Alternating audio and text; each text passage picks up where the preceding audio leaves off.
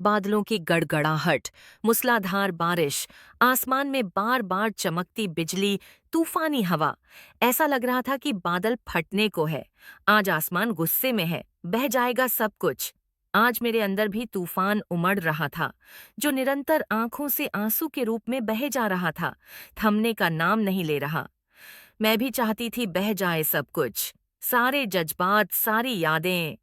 कुछ बाकी न रहे मेरे अंदर। कबीर की बेवफाई सहन ही नहीं हो रही। मुझे विश्वास ही नहीं हो रहा कि वो ऐसा कर सकता है।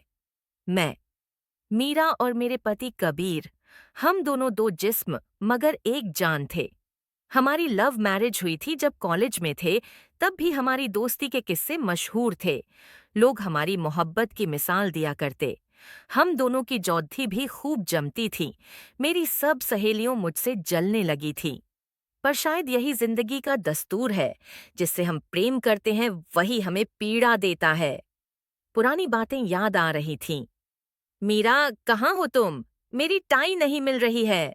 कबीर ने आवाज दी। मीरा जल्दी से आकर टाई निकालकर कबीर की शर्ट पर नॉट लगाने लगती है, तो कबीर उसे अपनी बाहों में भर लेता है और गाल पर किस करने लगा। तुम्हें तो बहाना चाहिए मुझे अपने पास बुलाने का।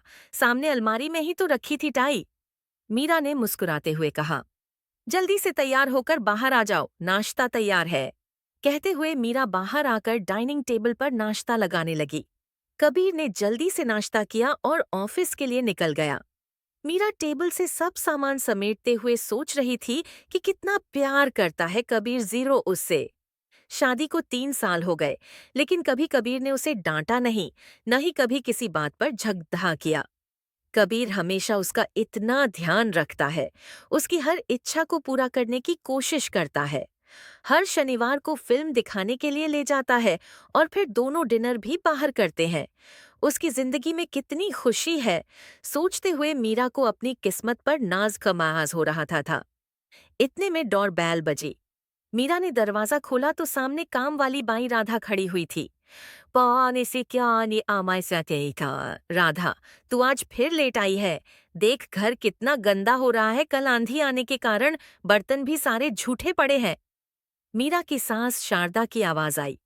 राधा उदास चेहरे से अंदर आई और शारदा देवी की कुर्सी के पास नीचे बैठते हुए रोने लगी।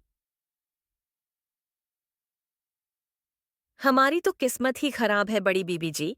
क्या बताऊं, आपको तो पता ही है कि मैंने अपनी बेटी की 2 महीने पहले ही तो शादी की थी। सुंदर और जवान बेटी को घर पर ज्यादा नहीं बैठा सकती थी तो जल्दी से हाथ पीले कर दिए।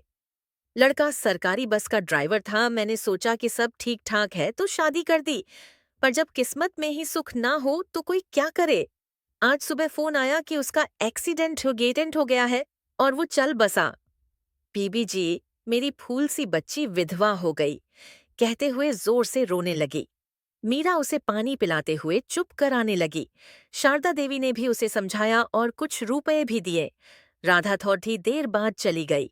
राधा के जाने के बाद मीरा पड़ोस वाले घर की काम वाली को बुलाने चली गई, क्योंकि अब राधा तो कुछ दिन की छुट्टी पर चली गई थी और मीरा की तबीयत कुछ ठीक नहीं लग रही थी। उसे 2 दिन से चक्कर भी आ रहे थे।